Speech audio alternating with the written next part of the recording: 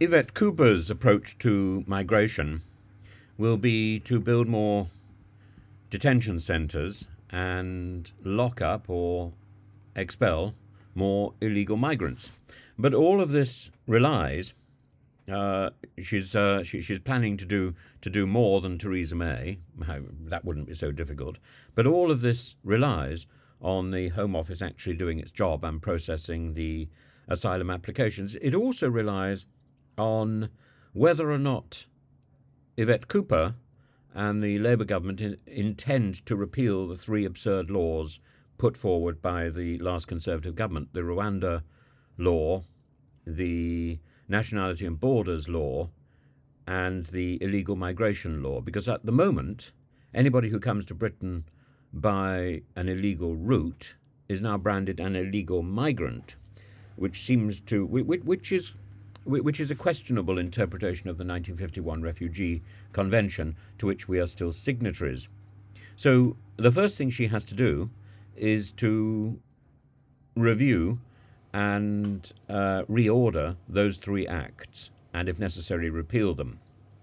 Because if she doesn't do that, we're living in a sort of cloud cuckoo land defined by Suella Braverman, and it doesn't matter how many specialist intelligence and investigation officers she's got, she can't break the backlog on the on the Home Office investigations, because the hostile environment is still going forward.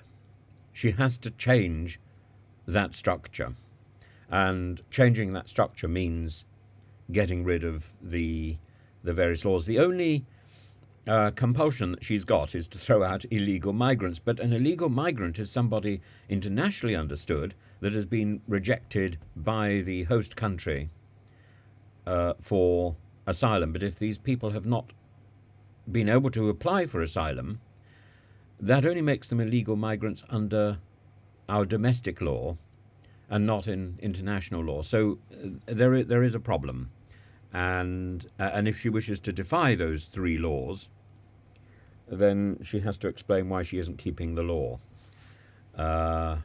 So whether she wants to work with European enforcement agencies, which she says she does, or whether she wants to produce more detention spaces, which she says she does, in Campsfield, in Haslar, and so on, to support the higher pace of removals. Not a bad thing that she is proposing, even if left-wing Labour MPs like John McDonnell and Diane Abbott oppose these as inhumane detention camps, concentration camps, in effect. All of this is dependent on her sorting out these three laws. Otherwise, as I say, she's just whistling in the dark and she's playing games with numbers. And we're back in the same area that we were in under Suella Braverman and Priti Patel, where rhetoric is eclipsing reality. There is a need to sort out the problems with migration.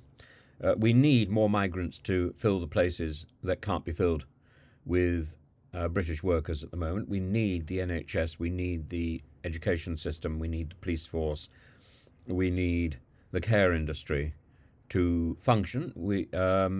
And these aren't functioning because there are too many vacant places, and the people who are left, and in transport as well, the people who are left are being overworked to the point of misery. And then also, universities actually need the foreign students to balance the books. So a clampdown on foreign migrants is self-defeating, unfortunately, and in the long run, it may be an aim, and that would mean the education of local people here, indigenous Brits, so that they can be coached to take up the jobs that are otherwise given to foreigners who are coming in. But that will take a couple of years, maybe 5 or 6 years, so into the next parliament. In the meantime, I'm afraid we are dependent on foreign staff, and we have to treat them fairly.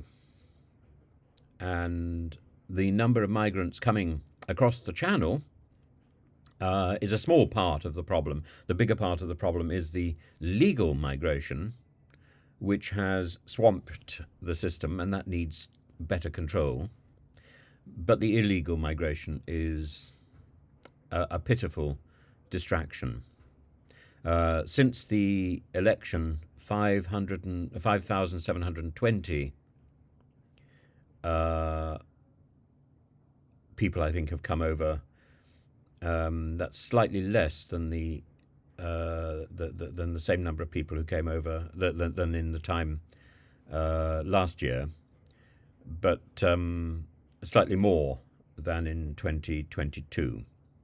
So this is the fallout from the last Conservative government. It's not really very much to do with the present Labour government. So the last Conservative government can take some pride in cutting the numbers of illegal migrants coming across the Channel.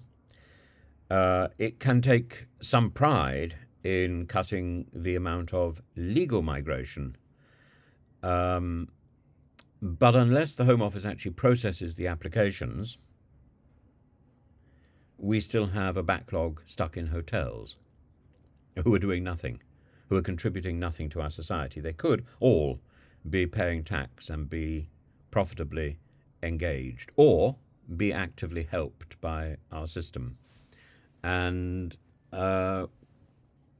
again, cracking down on companies employing illegal migrants with fines of up to £60,000 per worker. Again, it's rhetoric over reality, because it's much harder to identify them once they're in the system and working illegally. But it is something that can be done with more resources and more detection and more detention capacity. It can be done. But the better option is to clear the backlog and to prioritise that and to repeal these three ridiculous laws and ensure that we have a proper legal framework to go forward, rather than something which is entirely dependent on rhetoric and Rwanda.